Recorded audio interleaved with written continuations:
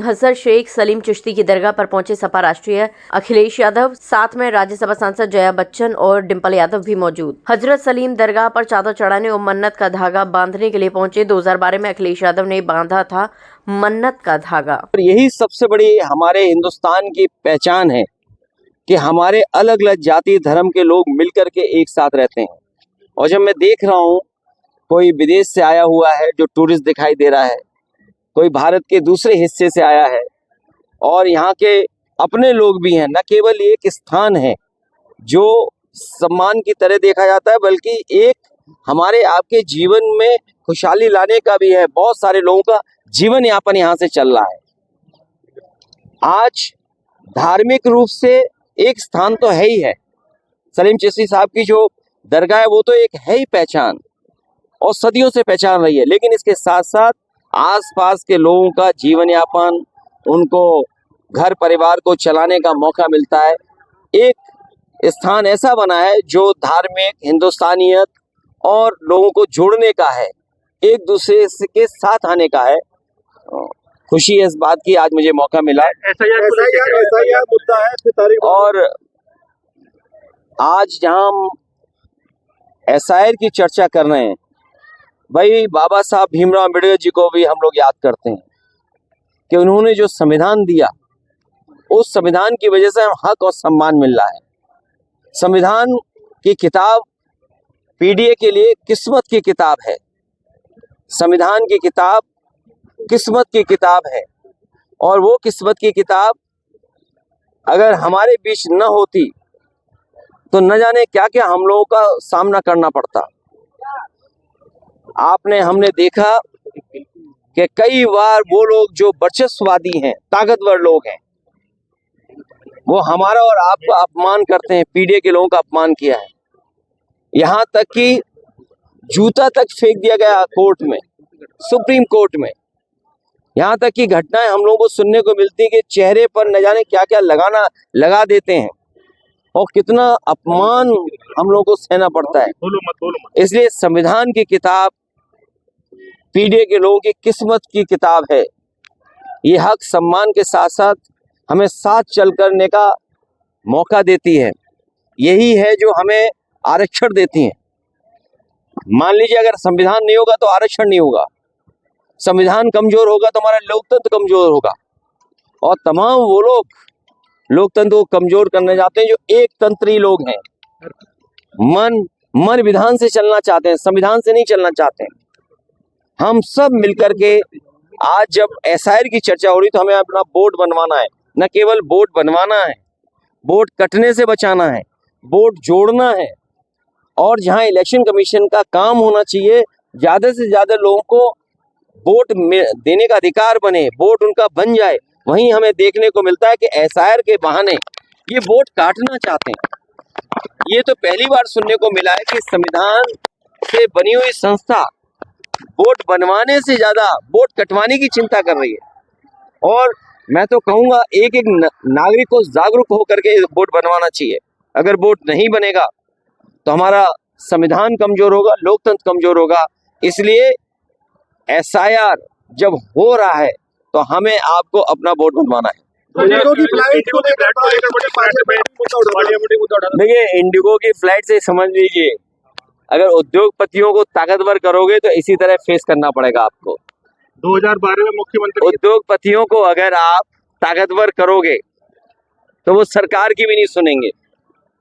इस तरह का अपहरण, इस तरह के जो एक तरीके से बंद कर देना लोगों को, शायद किसी ने कल्पना भी नहीं की होगी।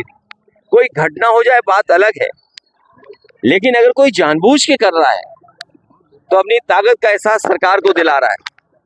और सरकार ये समझ ले कि अगर उद्योगपति ताकतवर होंगे तो इसी तरह हमें आपको फेस करना पड़ेगा। सरकार ताकतवर हो, उद्योगपति ताकतवर ना हो, ये सरकार को सोचना चाहिए। इसीलिए जब आज हम बाबा साहब भीमराव अम्बेडकर जी को याद कर रहे हैं, जो उन्होंने संविधान दिया, वो हमारी किस्मत की किताब है। वो किस्मत की किताब जो हमें समय समय पे सम्मान दिलाती है, हमारी बेटियों को, माताओं बहनों को सम्मान दिलाती है, हमें हक दिलाती है, हमें आरक्षण दिलाती है। ये तमाम वो लोग हैं जो हमारे आरक्षण को छीनना चाहते हैं। सर, आगरा की 9 विधानसभा सीटें इन पे कहीं ना कहीं देखा जाता है पिछले दो बार के इलेक्शन से सपा दूसरे नंबर की पार्टी रही। क्या कारण है सर? क्या कुछ तैयारी है आपकी कि पहले नंबर की पार्टी रहे, विधायक भी नहीं आ पा रहे हैं? इस बार समीकरण बदलेंगे। पिछली बार आप जानते हो कि कहाँ भरोसा किया था, तो इस बार भरोसा कम काम ज्यादा। जब हम लोग काम ज्यादा करेंगे और जो समीकरण बनाए जाते हैं, हम लोगों ने भी बीजेपी से सीख लिया समीकरण बनाना।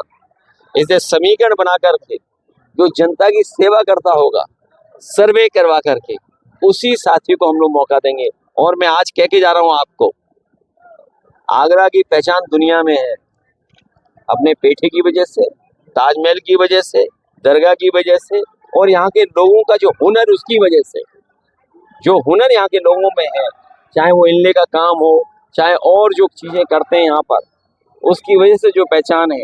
इस बार आगरा ऐतिहासिक परिणाम समाजवादियों के पक्ष में देने जा रहा है, क्योंकि आगरा के लोगों ने ये रियलाइज कर लिया है कि जो मेट्रो चल रही है वो समाजवादियों की देन है।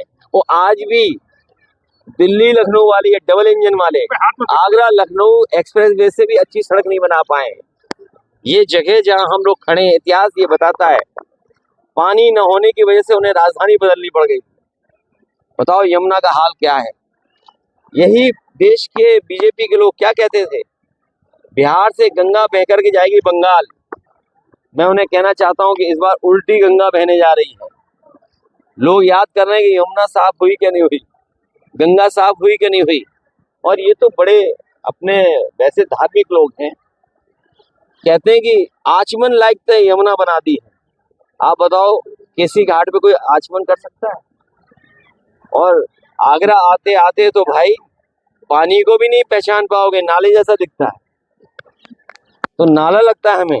हम आगरा के लोगों को भरोसा दिला के जा रहे हैं कि लखनऊ में जिस तरीके से रिवर फ्रंट बना था और गोमती नदी को साफ बहने का इंतजाम किया था, यमुना भी साफ बहेगी, न केवल आगरा में बल्कि मथुरा से जब आगरा में आएगी तो मथुरा में साफ करने का काम करेंगे। और अभी दिल्ली जाएंगे तो दिल्ली वालों से कहेंगे, ये बताओ इतनी यमुना गंदी क्यों किया?